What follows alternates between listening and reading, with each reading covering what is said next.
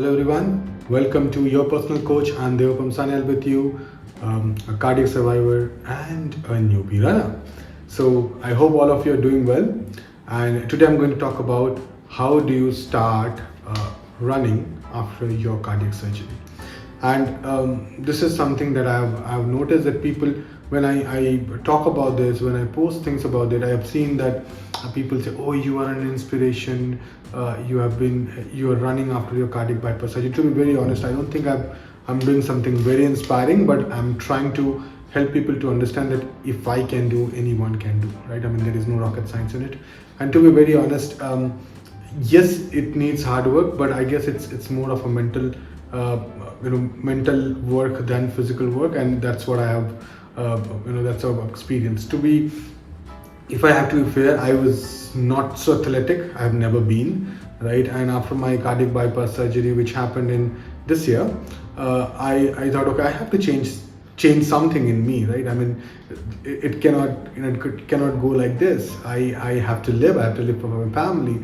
I want to live for myself as well. So I thought, okay, for once I need to be selfish, right? And that's where it all started. So I wanted to increase my fitness. I wanted to think healthy, eat healthy, and being emotionally mental will take care of mental well-being. So I thought, okay, I'll start running. I had never run before, so I was I was not sure. I don't know whether I would say I never watched any videos or as such of running motivation and all that, but yeah, I started to go towards that and say, okay, I'll probably run a marathon one day.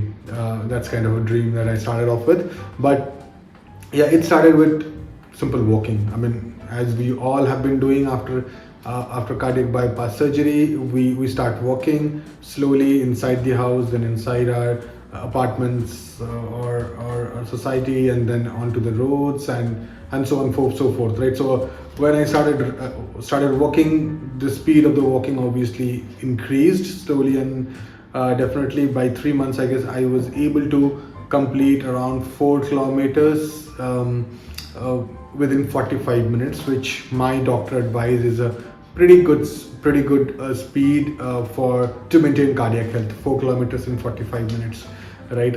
So around I guess two and a half or 2.7 miles, around that. I don't know exactly how many miles would that be, but yeah. So I was there and I thought, okay, let me now start to jog or do something. Obviously, I guess by that time it was I could drive, and my breastbone was healing, or might be 80 or 85% already healed.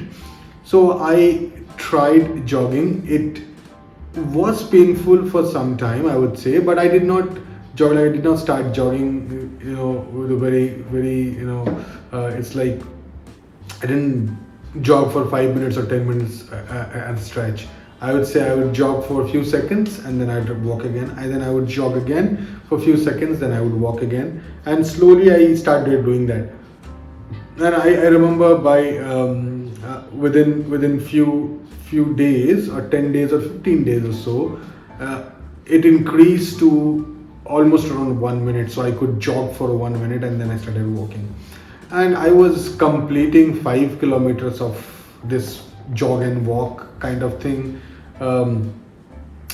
within maybe 50 minutes or even 1 hour, but that was okay, right? I mean, that was fine. I guess for 50 minutes or so, if I can remember, or 45 minutes even, right? But then it slowly started coming down. I could jog more. I used to walk less, jog more, walk less, jog more, walk less, and on 4th of February, I had my cardiac bypass, and I decided that I will run a 10 kilometer. I was running 10 kilometer within my block by then, right? When I said run, that means jog plus walk, right? But my date was 27th of August, 2023, where I participated in a 10 kilometer run in Hyderabad Marathon, and I decided that date. Okay, this is my target, right? And so by that time I wanted to run through the entire 10 kilometers, right? And I started for then I guess by July, I would say that I could then jog for 2 to 3 kilometers or run even, right? And then walk and then again run. So that's how it was. And I could finish, I guess, in 36 minutes, 5 kilometers in 36 minutes, which was huge, which was good, right? I don't care about the statistics, how, because I was not a professional athlete who wanted to run in wanted to run in 10 minutes or 15 minutes or so. That was never my intention. I just was doing it for my fitness and for fun and just to enjoy my life, enjoy my run. I was enjoying running and I do still.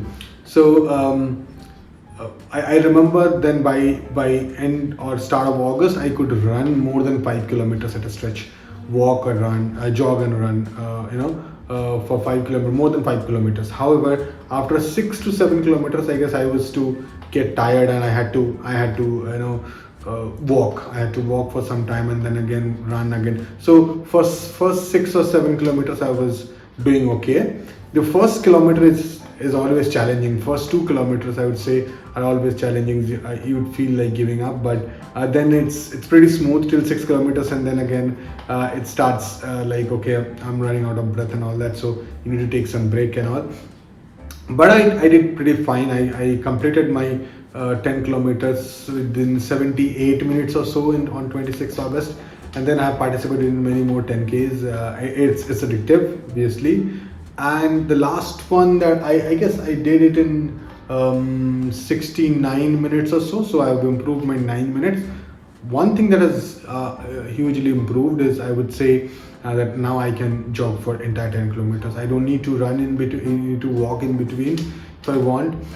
So that has been pretty much my journey so far, and my target is to run a half marathon by next year. I'm targeting 28th of January to run a half marathon for the first time. I haven't run more than that, but I'm not sure whether I would be able to do it or not, because I really don't want to push myself, push my health. I have not tried more than 10. I did not even run 12 kilometers, to be very honest. So probably I first have to run 12 to 14 to 15 kilometers, build my endurance. So even if not, so maybe again in August I would try for a half marathon. I'd see where I am by December or January, and then I decide. Have not yet registered for very exactly that reason. If not, I'll just go for 10K, and then I'll see. But if you are a survivor, or even if you are starting off with running, don't try to push yourself and don't try to have those numbers on your mind that you have to complete and all this. Just start enjoying your run. Just walk and jog a bit, walk more and jog less, right? That's how you start. Or maybe you start with walking and then include few seconds of jogging, and that's how you start. Please do not think that it can be built in one day. It can be done in one day or in 1 month or so. It takes a lot of time. It takes it takes really mental power. And when I say mental power, that does not mean that anybody can do it. It's just like when you start enjoying these things, you start calculating, okay, how much did I jog this time? How much did I jog? Can I improve? These things go on your mind, and it's a wonderful feeling. It does not only, I have lost 20 kgs of weight, to be very honest. I did not go to gym. I just ran. I changed my diet. I probably would talk about my diet as well.